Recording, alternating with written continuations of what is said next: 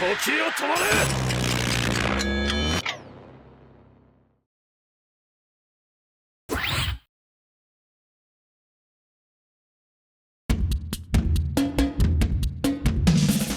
the 9th episode of Dandadan, we get to see more of what I have now realized is meant to be the Dover Demon. I didn't know this at first when I started reading the manga, but the creatures and characters in this story are actually real-world ideas that Tatsuyuki Nobu incorporated. They are cryptids and urban legends that he populated the world of Dandadan with. In this video, I'm going to review these ideas as they exist in real life, to discover the history behind them that Tatsu brought into his story and made his own. Just a heads up, this is going to be a basic intro to the idea, and won't be going super in-depth. If you want to know more, I encourage you to go dig into the research for this stuff yourself. So without further ado, let's get into it.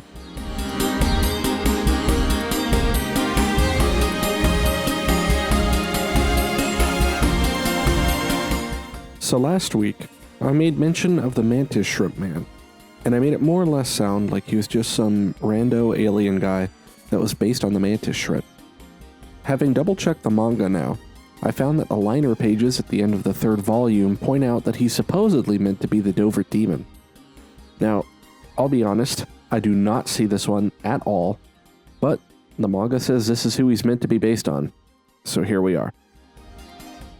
Here's the info from the Wikipedia page, which is actually short enough that I can just read it off. The Dover Demon is a creature reportedly sighted on April 21st to 22nd, 1977, in Dover, Massachusetts, a town about 15 miles, or 24 kilometers, southwest of downtown Boston.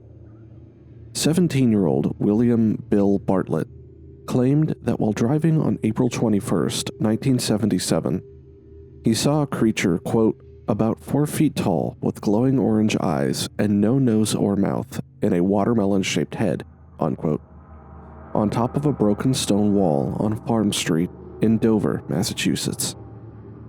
15-year-old John Baxter reported seeing a similar creature on Miller Hill Road the same evening. Another 15-year-old, Abby Brabham, claimed to have seen the creature the following night on Springdale Avenue. The teenagers all drew sketches of the alleged creature. Bartlett wrote on his sketch, quote, I, Bill Bartlett, swear on a stack of Bibles that I saw this creature, unquote. According to a local news report, quote, the locations of the sightings plotted on a map lay in a straight line over 2 miles, or 3.2 kilometers, unquote. The sightings were not made public until the first half of May. At that time, a local investigator of unexplained phenomenon noted similarities to creatures in the Kelly-Hopkinsville encounter of 1955. Even though none of the witnesses reported seeing a UFO, the sightings were also investigated by the Mutual UFO Network and associated groups. It has been suggested that the creature may have been a foal or a moose calf. Skeptic Joe Nickel believes the creature was likely a snowy owl, based on size and plumage, which would have reflected in the yellow headlights of older cars as the peach color described by Bartlett. In addition, the long spindly arms and fingers of the supposed creature could be the partially opened wings and the splayed feathers at the wingtips of a snowy owl. Police told the Associated Press that creatures reported by the teenagers were probably nothing more than a school vacation hoax. Skeptic Ben Radford has suggested the sighting may have been influenced by the pop culture of the time, as 1977 was the year Star Wars and Close Encounters of the Third Kind were released. Poking around a bit more, I found on the Cryptozoology Wiki that the Dover Demon is believed by some to be a Mannegishi, a race of trickster people in Cree folklore, similar in nature to the Memegwesi of the Ojibwa. They are described as semi-humanoid, being sextactylous, meaning they have 6 fingers, humans with very thin and lanky arms and legs, and big heads minus a nose. According to one Cree scheme of the mythology, there are 2 humanoid races, one being the familiar human species, and the other being the little people, i.e. Mannegishi.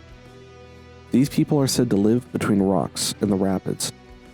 One of their biggest delights, a completely non-heroic form of trickster behavior, is to crawl out of the rocks and capsize the canoes of people canoeing through the rapids, spinning them to their death.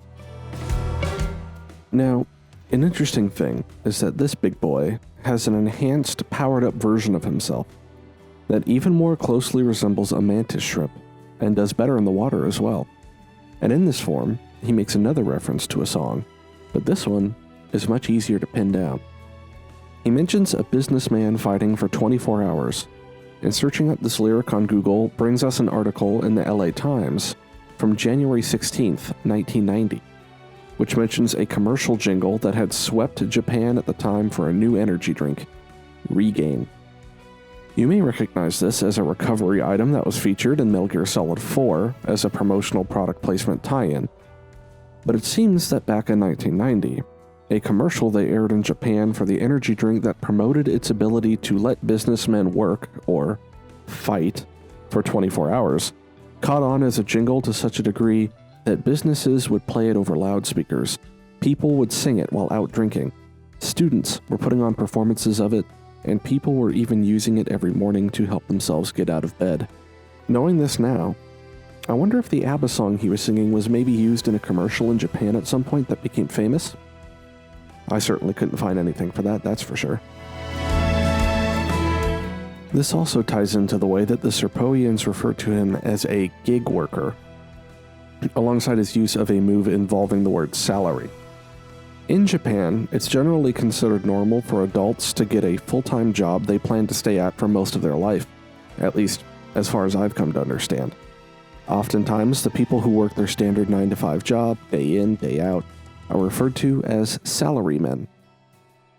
While in high school, many people get a part-time job, which is referred to in Japanese as arubaito, which is actually a word they stole from German, Arbeit, which translates into English as work.